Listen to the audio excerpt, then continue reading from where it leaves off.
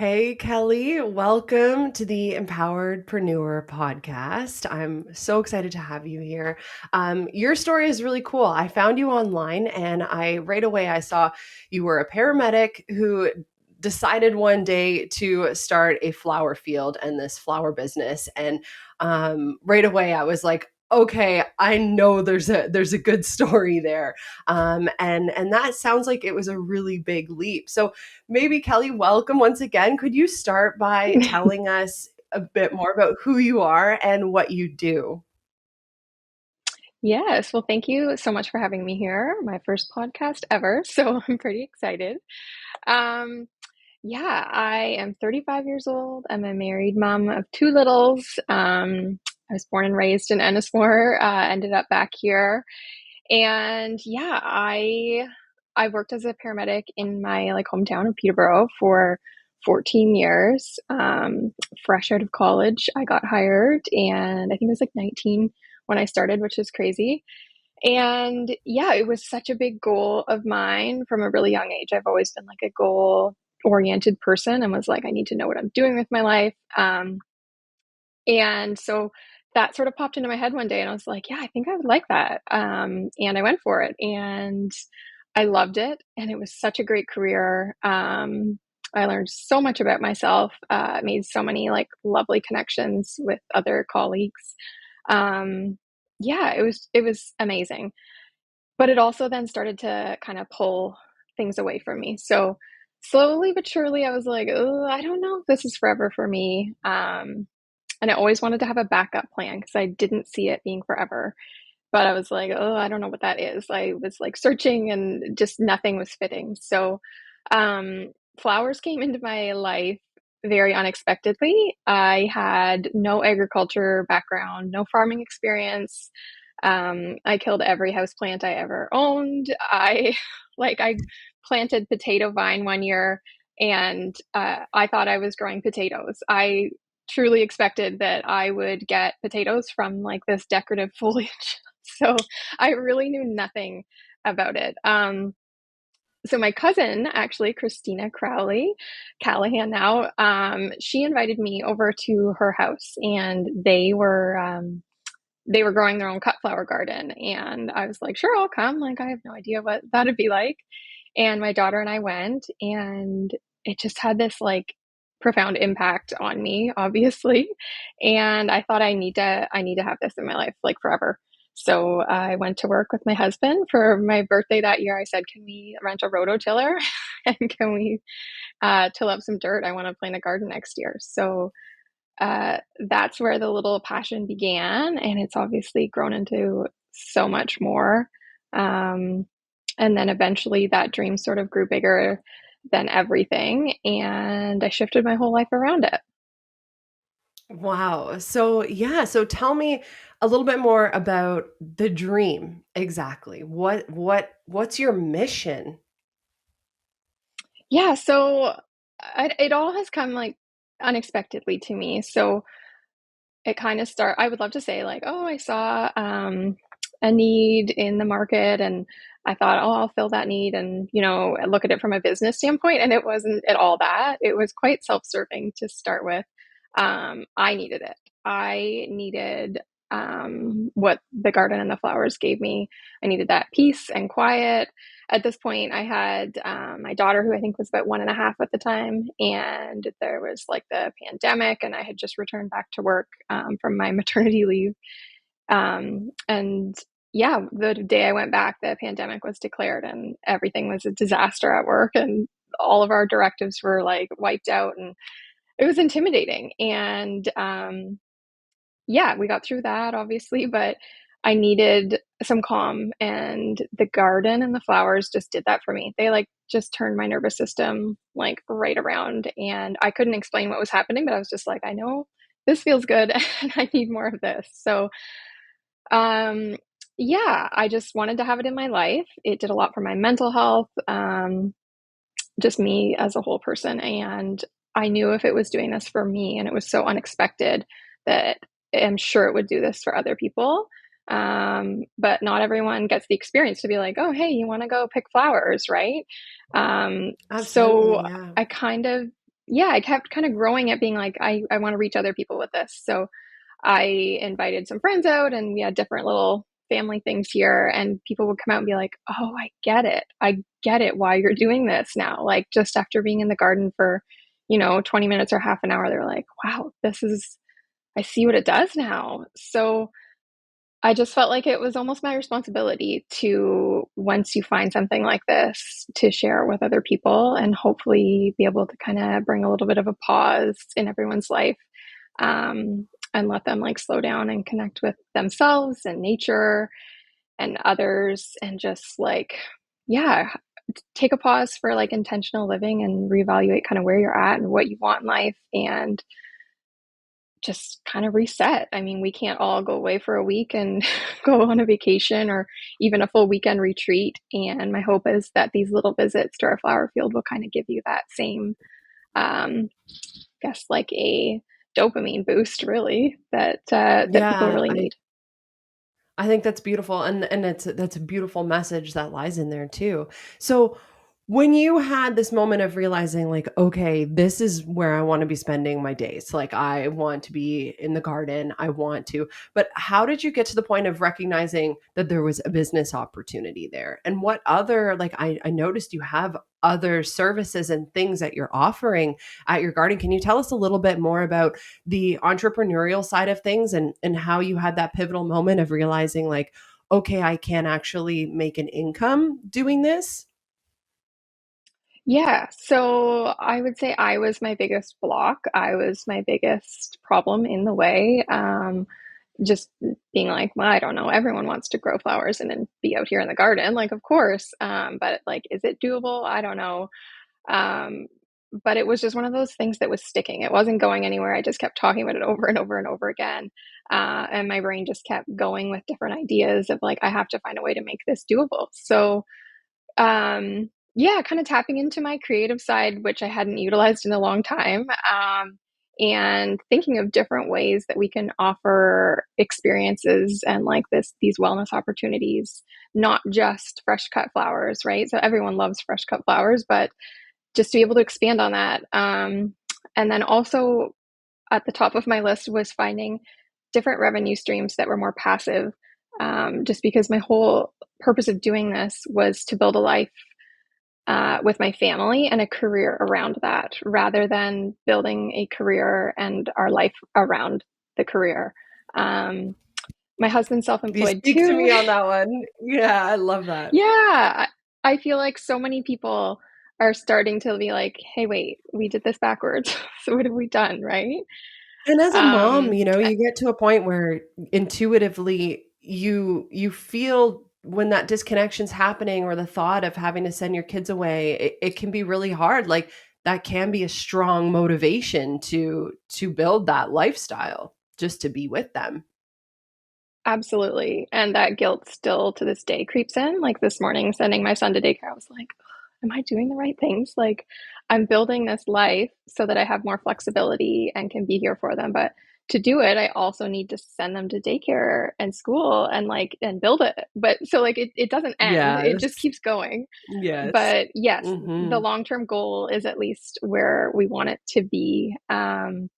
Yeah, to be able to be here, for after school meltdowns and class trips and all this stuff, and just yeah, it's tricky with my husband working, full time in a family business too.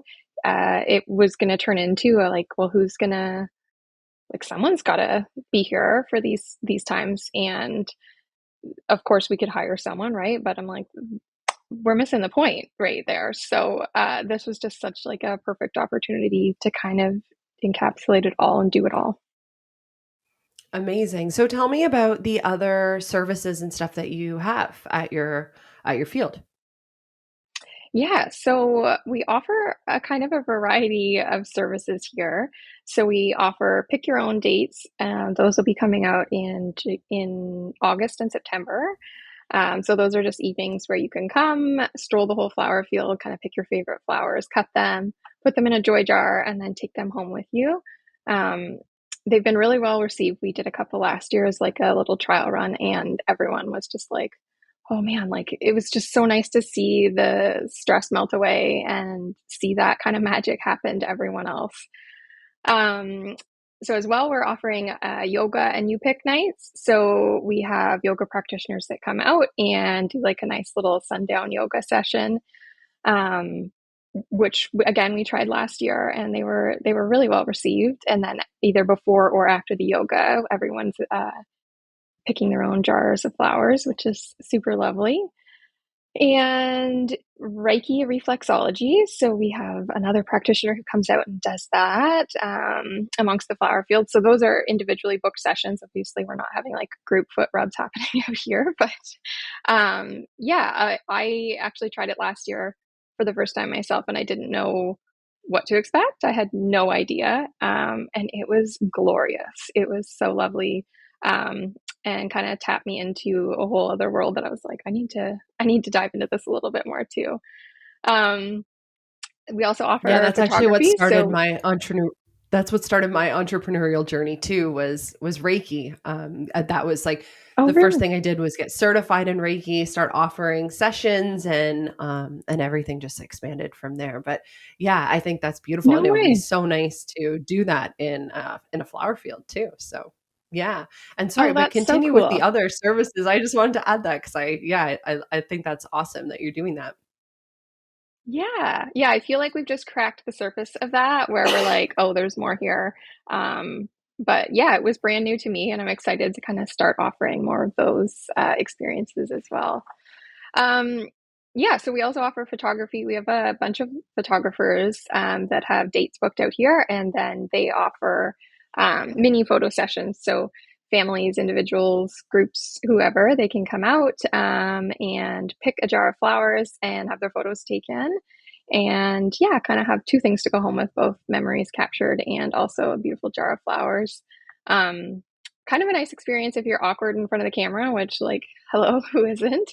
um, because you're kind of, That can it's be just a a very block. It candid, can be yeah. right? Just like, hello. Yeah. Yeah. Yes. So nice to capture more candid moments, right? Where families or whoever, they're just out there enjoying themselves in nature, and flowers are always a beautiful backdrop. So yeah, those have also been Amazing. pretty popular. And I also offer wholesale flowers to other smaller companies and little businesses in the area, and doing some local weddings this year. I think we have one booked kind of each month, and then Amazing. So just like you've bouquet. really had to just you've just been figuring it out. And it sounds like accepting any opportunity that kind of comes your way. Yeah, cautiously, because I know this is one of like my kind of like, I'll call it loosely a red flag, but it's tricky because I don't ever want to say no to an opportunity, but I also know that if I continue on the path of saying yes to everything, I will definitely burn out. So, I love that. um, Mhm. yes to most opportunities, big yes to ones that can be done more passively and free me up with my Mm. family. So, yeah, that was the shift this year. Rather than like individual bouquet sales where I'm like racing home because someone wanted a bouquet and delivering that, and taking time away from everything else. So yeah, a little Yeah. shift, but a Yeah. big time like open to everything. Amazing. So when you're planning all these things and having this business, what do you find and especially with making that transition? I know you already kind of said you were the one who got in your way, but what else has been kind of your biggest obstacle and your biggest block? Or if it is you who's really the biggest obstacle, what's that voice inside your head telling you that's been holding you back, like to get to this Yeah, point? I think my answer still is me. I Mhm. mean, there's a lot of other physical like blocks that come up, but most things are figure outable. Um, the biggest block in my way was totally me, and it was just the old school way of thinking that we can measure someone's value and their worth. And I just have that deeply planted seed that my value and my worth is measured by like, you know, my job, and is it like a socially acceptable or praised job? Is it a well thought out like decision that I've planned this, that I'm doing this job, and am I making so much money?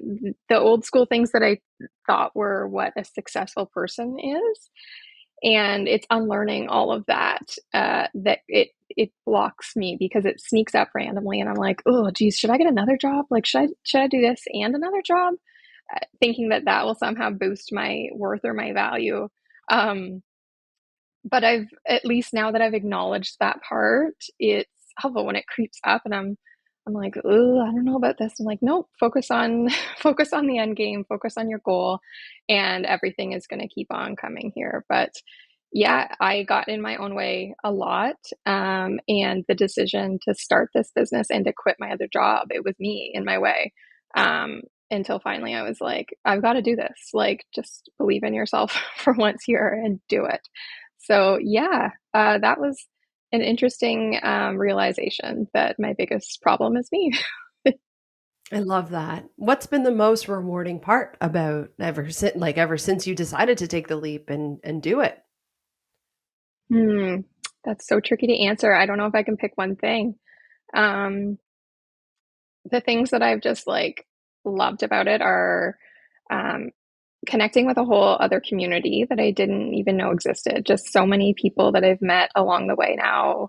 Um, and I don't think I ever would have. And this like network of support and like mindedness and just like creativity and connection and just kind of pure magic. It's been so awesome. Um, and then also back to my family, just it's been so rewarding to be able to make that shift and have a career built around them, and keeping the priority on them where it's meant to be. Amazing. Amazing. I love that. What has been the biggest lesson for you in doing this? Hmm. The biggest lesson. The biggest lesson I think is like, why, what was I so afraid of? Like, why wait? What Mm, was I doing? I'm so grateful I did it, but I very easily could have not. It wasn't like a, oh, you're here and things aren't great and you could be here. So like, of course, yay, make the jump, and that feels so great, and like it's the obvious answer. It was terrifying and it was so hard to quit my job and do this. So, and I'm definitely not like, oh, poor me. Like, this was a fabulous opportunity, and I'm so privileged to have been able to do it.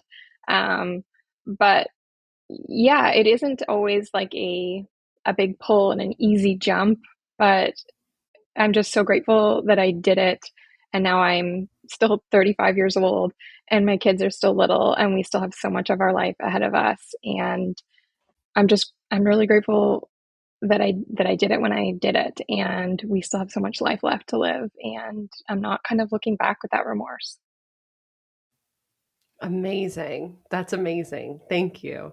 All right, final question here. What is a piece of advice that you have for somebody who is you as a paramedic being like, this isn't me anymore.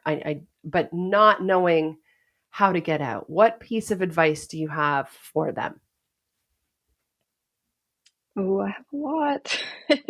So obviously my advice is from me and for me, so it might not fit for everyone, but my first piece of advice would be to stay curious, curious about yourself and curious about what's kind of pulling at you, like what's pulling you towards like joy and happiness and creativity. What are the things that are kind of lighting you up, even if it isn't making sense? Like, flowers were the thing for me, and I'm like, okay, now what? I can't, like, how am I supposed to make a career out of that?